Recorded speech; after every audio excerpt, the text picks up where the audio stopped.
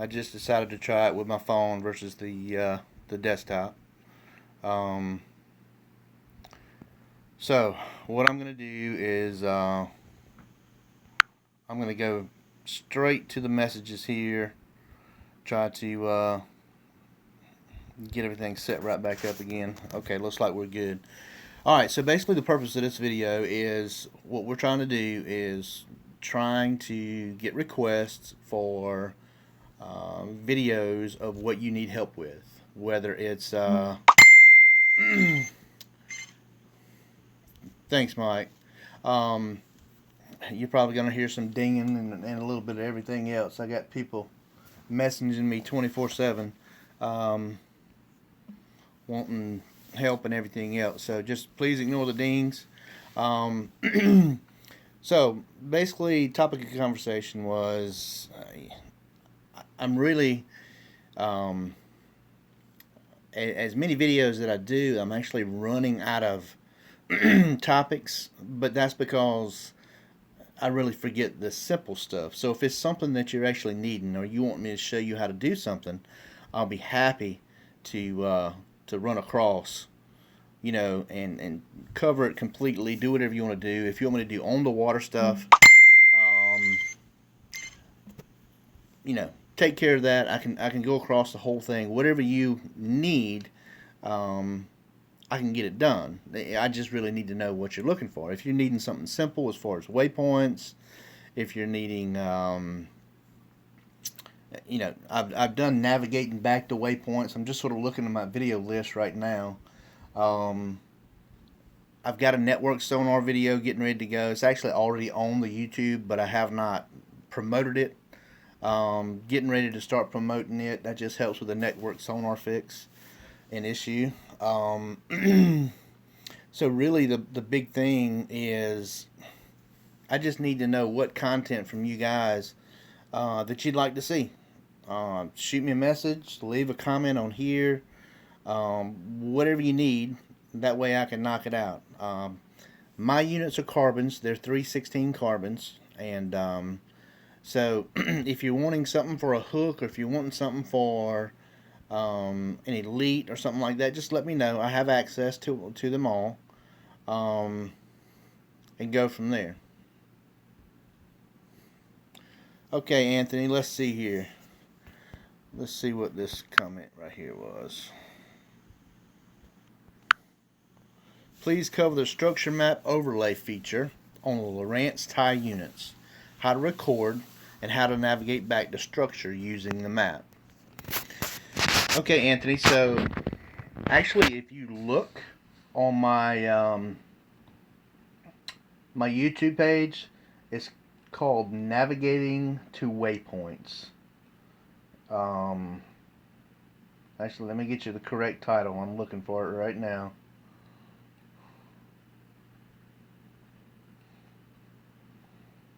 It's called Lowrance Tips and Tricks Navigating to Waypoints. And what I do is I actually go in and I mark something actually on the graph as far as a brush pile, and then I turn around and drive, hop up on the trolling motor, and navigate back to it on the trolling motor.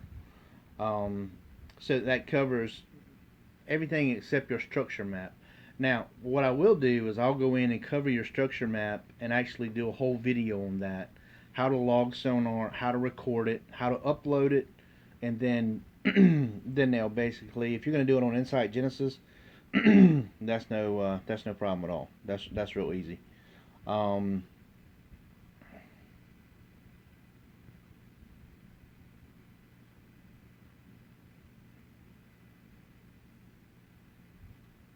yeah, Clint, I think he's probably talking about the same thing. Um, so I can cover that. That's no big deal. Um, Anthony, are you wanting, as pretty much wanting to using it in Reef Master, or what are you wanting to accomplish, or is that two different things? Yes, Anthony. It's the same exact, pretty much software base as the HDS. Mainly all the same button features, everything else. So yes, you can do it the exact same way as it has the HDS platform. Love the tie units. They're very good little units. and you know, very, very close to the HDS and the carbons.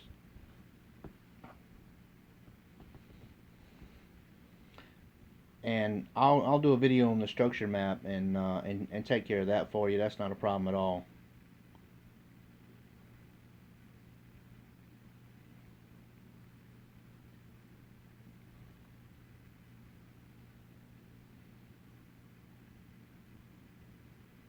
Clint, I've got a video on the TM150 compared to a total scan that's being recorded either tomorrow or Saturday.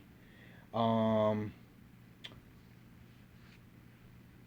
then what we're going to do is I'm actually going to have a GoPro strapped to the carbon on a little snake head, and it's going to basically, I'm going to have basically the total scan and the Airmore TM150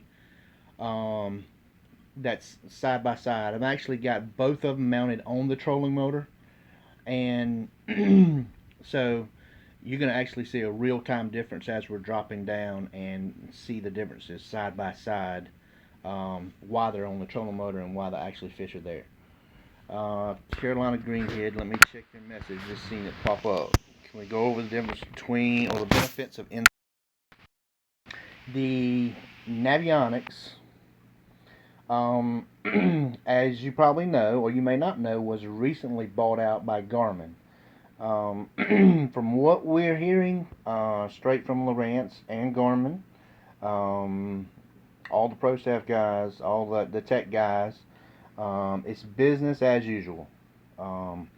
So what we're wanting to do, Navionics basically is 1 foot contours. Insight Genesis is is going to actually get, it's called CMAP Pro now, and then Genesis Edge is coming out. All the 2018 units will be shipping with CMAP Pro, which is 1 foot contours, including all the Hook 2 units, HDS units. All of that information all those units will be actually shipped with a base map. Instead of 10 foot contours, it will actually be shipping with 1 foot contours from Insight Genesis CMAP Pro. That's a huge bonus for us. It's going to be you know, great for it to come, you know, with 1 foot contours compared to, you know, what we come with now. So now we're actually going to be competing directly with Humminbird on mapping straight out of the box and Garmin straight out of the box, which Garmin is actually going to be incorporating Navionics into their base map now also. So I mean, that's just one of the things that you know, we got to look forward to. I say give it a year and a half. They may make it proprietary, you know, to Garmin. As of right now, they can't do it. So there's just their units was not compatible with it, and they're making it compatible. So all right, so let's see here. Sorry guys, lost you for a minute. The only thing, pretty much the difference between the vegetation layer and the hardness layer, I've been using for almost a year now. Comes in really handy. Jim, new maps on Navionics in the future, I'm not sure about that. They have a patent infringement pretty much problem where they can't do depth shading through Navionics, so they can't do anything as far as you know, making any kind of shading besides a highlighting. That's the reason it's called a fishing range now versus a highlighting range. So that's going to be a sort of a wait and see deal with that. Let's see. Fishing in 812. I have 3 Gen 2 9 touches. I'm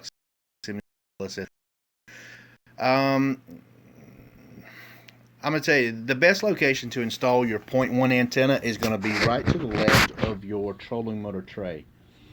And The reason I say that is if you install it in the back, you're going to get a delay, and your actually triangle on the screen is actually going to be sliding across the screen versus actually turning. If you put it up front, it'll actually, as soon as you turn the nose of the boat, it'll actually turn with you. Um, so the next question usually is, well, if it's on the front of the boat, whenever I mark waypoints, it's going to mark it on the front. Not necessarily. If you actually go in and touch the location, as far as if you touch the brush pile on the screen and it gives it a lat and longitude number, and then you save your waypoint, then you're navigating back to the lat and longitude, not where it marked on the GPS from the 12 or the point 1.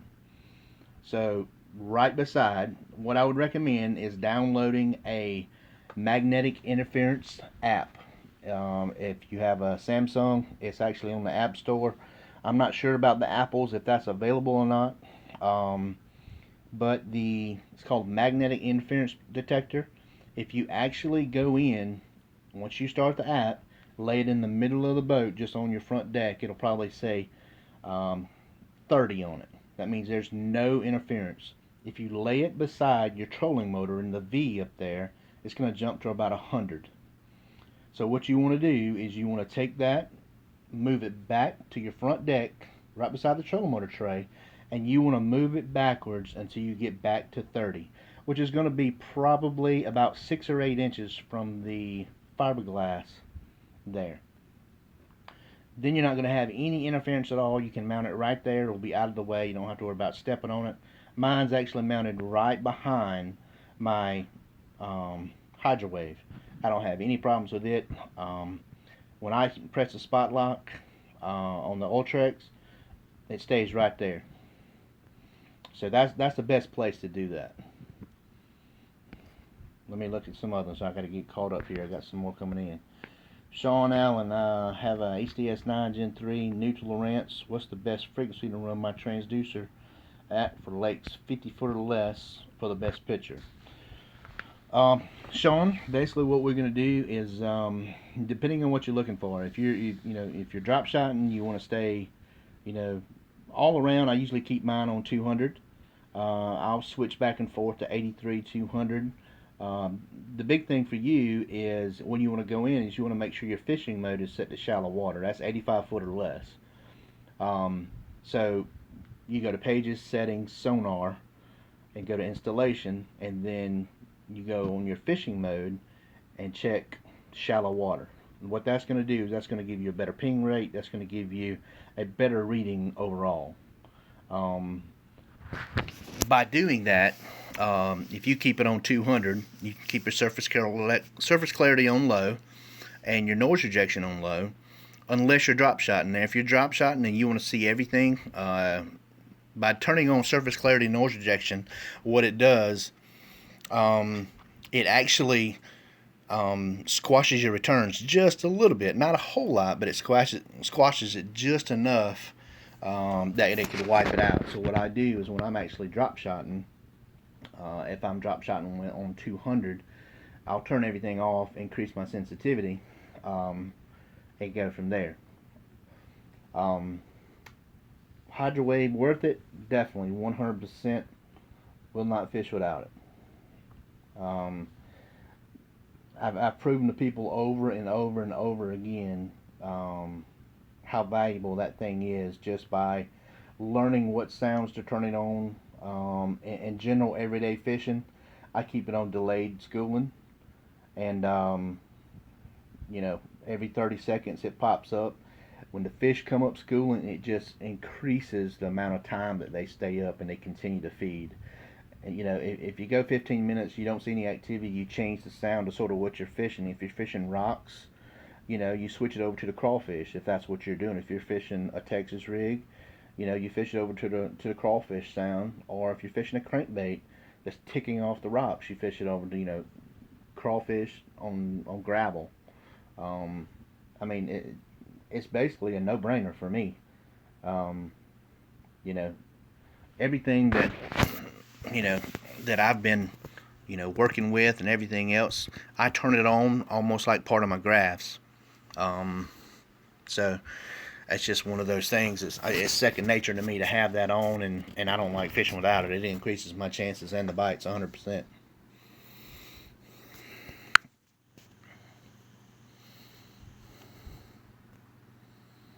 All right, let's see if I missed anybody here.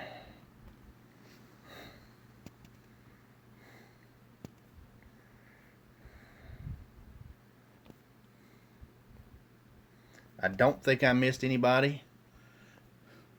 All right, so we've got the comparison between the Airmar TM150. That video is coming up. We'll do a frequency comparison also with that in that video of 83200 Chirp and the TM150 Chirp, and then custom actually frequencies. Let's see what else we got here.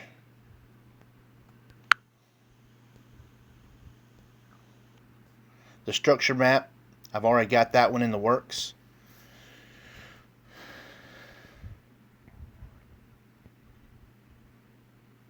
So if y'all think of anything else, send me a message. The webpage is tacticalsonar.com if you need to book anything or questions. Paul Getty's Fishing. I keep getting a bad connection on this thing.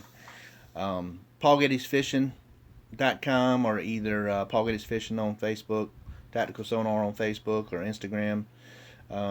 Just holler at me either way. I can get back in contact with you.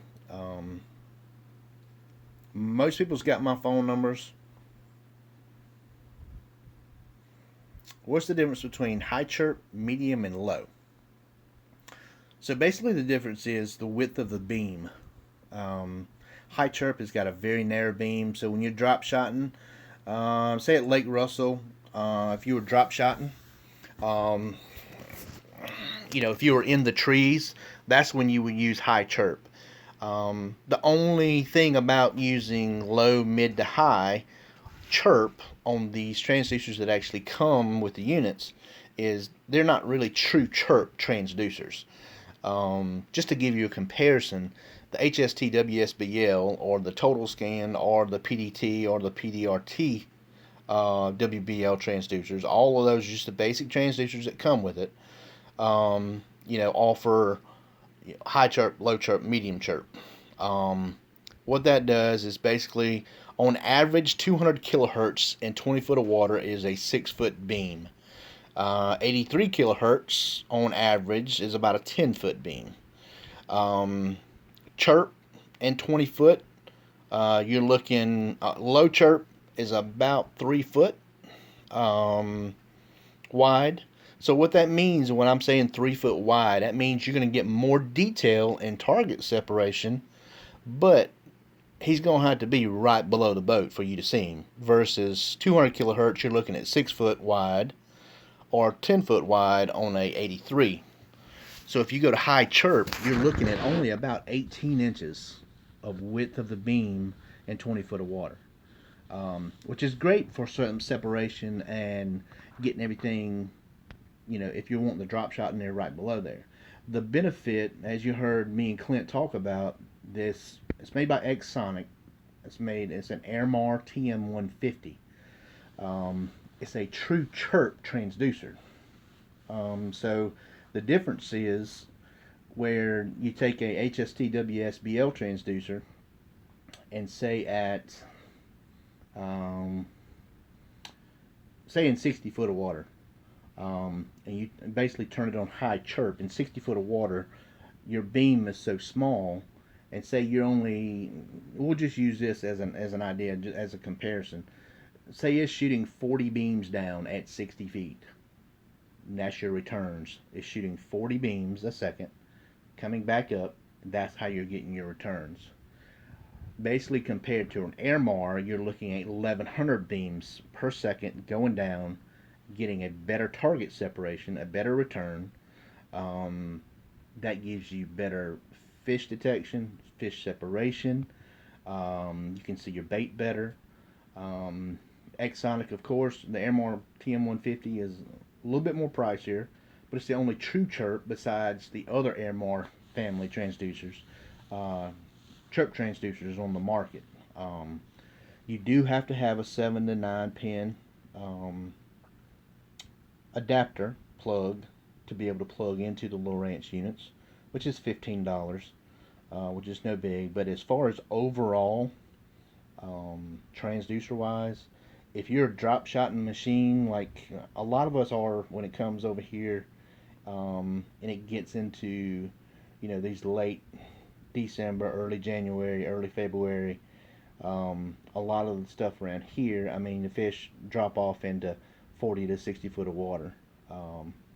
And, you know, if you actually look, I think it's called, his name's Mike Smedley on YouTube. Buddy of mine that actually striper fishes. He's on he's on the Simrad staff with us. But if you actually look up Chirp versus standard sonar on YouTube,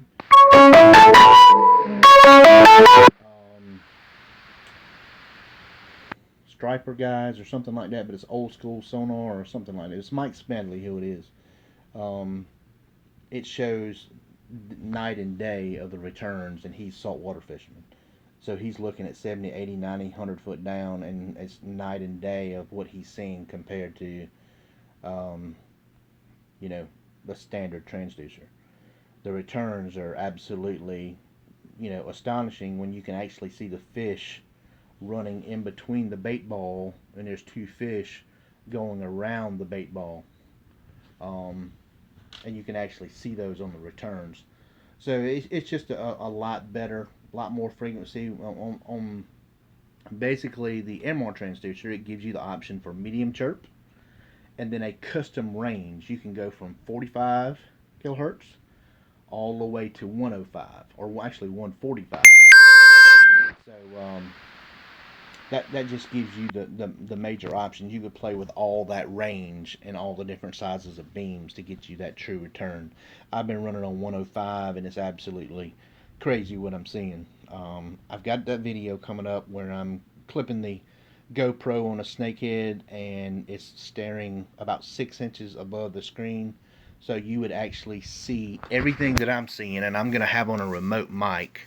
So you're not going to get the wind noise and everything else. So I'm going to talk through what I'm doing, dropping, when the fish is biting, what we're seeing, picking up, all of that, etc. So, if weather permits, that video will be going down this weekend. I've got to do a Lowrance seminar. We got to do the doorbuster sales and giveaways for Lowrance at Cabela's at Friday morning. I got to be there at 4:30, and I don't think I get out of there to like maybe 1 o'clock, 1:30, something like that. I'm getting the hell away from all that traffic in town. I wish I was on the lake that day, but we got to do our duties. So I'll definitely be on the lake on Saturday and Sunday, shooting videos and trying to catch some fish. So I'm going to give you guys an email address. It's onefastphoenix@gmail.com. Just the number 1. That's my email address, or you can do it paul@tacticalsonar.com. Either one of those, I'll get it. And we're going to get everything sort of lined up. That way I can sort of get all these videos of what you're wanting to see, and hopefully I can help everybody get back to, I can get the whole collection. There's probably 60 videos that I haven't even edited yet, and some that I've even done last year that, I just haven't had time. I mean, I get so many calls. I'm up to, 20 to 25 classes on the water classes a week, and probably over 200 calls a day. So it's at the point where it's almost out of control, and I'm trying to keep up with it. It's a two-headed monster right now between installs, service calls, and I've got 7 dealers right here in the area that I take care of also. That's for installs, service calls, everything else, so including Cabela's. So, but if you guys need anything, contact me, holler at me. you know, kick me in the shin. If you see me, holler at me, punch me, do something. Because if you see me out in the way, I am probably wide open. Um, so it's just holler at me. Whatever you need to do to get in touch with me, and I'll do everything I can to help you. I appreciate y'all greatly for watching and subscribing. If y'all share the videos, I'm actually getting ready to do a big giveaway, working with 13 Fishing. And we're actually going to do, for 2,000 subscribers on my channel, I'm actually probably going to be giving away a reel, possibly even a rod too, and probably some baits. Probably going to be like a $300 value. So I appreciate everything else that y'all do and watch. Just holler at me if y'all need anything, and we'll go from there. Y'all take care, guys. Have a good night. If I don't talk to you, y'all have a very happy Thanksgiving. God bless you, and y'all take care, man. See ya.